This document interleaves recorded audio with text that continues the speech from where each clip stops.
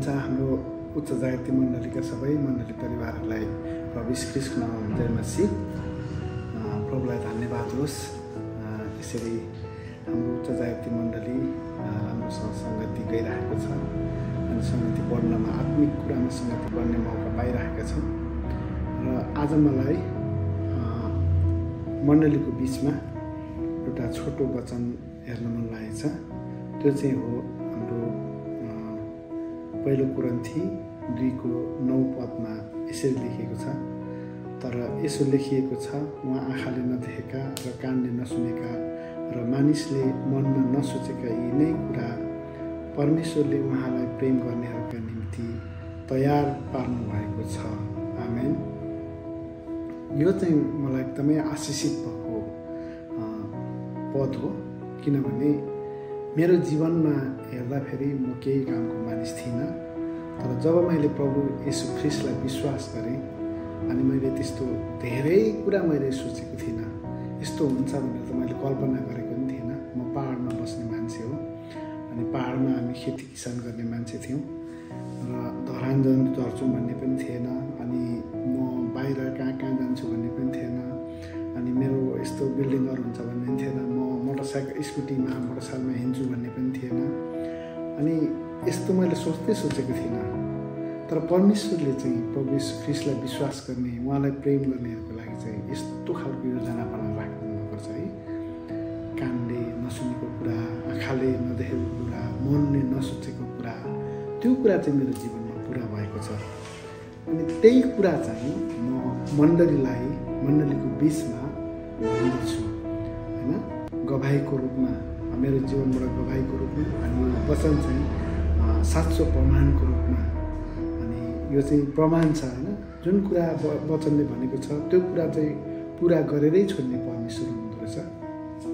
र मेरो जीवनमा अहिले त्यो कुरा पुरा भएको छ है। म अहिले धरानमा छु, मसँग बिल्डिङ घर छ, अनि मेरो परिवार छ, मेरो नाति छ, छोरा बुहारी, श्रीमती, अनि मेरो आदरणीय दाजुभाउजू हुनुहुन्छ। हाम्रो ठुलो परिवार छ अनि हाम्रो परिवारमा यति साह्रो आशिषित छौँ कि हामी कोही पनि छि भन्ने खालको छैनौँ।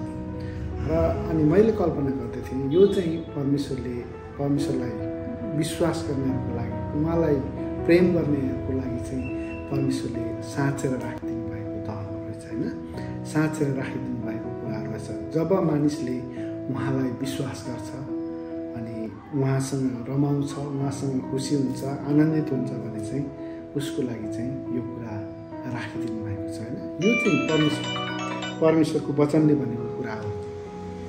यो चाहिँ पुरा हुन्छै हुन्छ।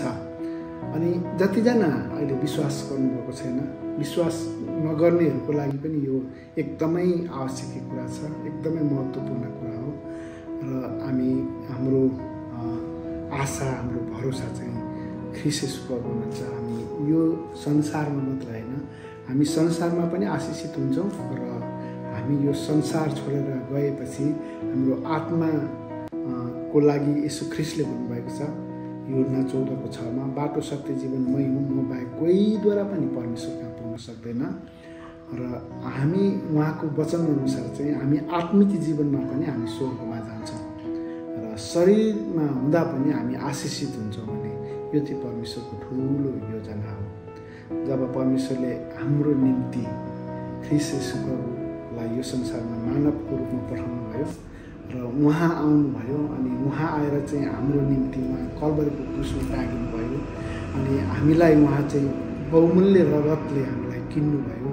जब उहाँमा विश्वास गर्छ त्यो उसको लागि चाहिँ एकदमै आशाको कुरा है, विश्वासको भरोसाको कुरा हो। जब आशा विश्वास भरोसा गर्दछ अनि त्यो मानिसले चाहिँ परमेश्वरमा एकदमै आशिषित हुँदछ। नदेखेको कुरा, नसुनेको कुरा, नसोचेको कुरा अनि उसले चाहिँ परमेश्वरले प्राप्त गरिदिनुहुन्छ। उसले चाहिँ एकदम यो 100% विश्वास हो, मेरो जीवनमा पुरा भएको कुराहरू हो। र धेरैजना मान्छेको मैले उदाहरण हेरेको छु है। धेरैजना मान्छेको, कतिजना मान्छेहरू चाहिँ प्रभु नपाउँदाखेरि यस्तो लखङ्गा जीवन जिउने होइन, लाइफाङको जीवन जिउने।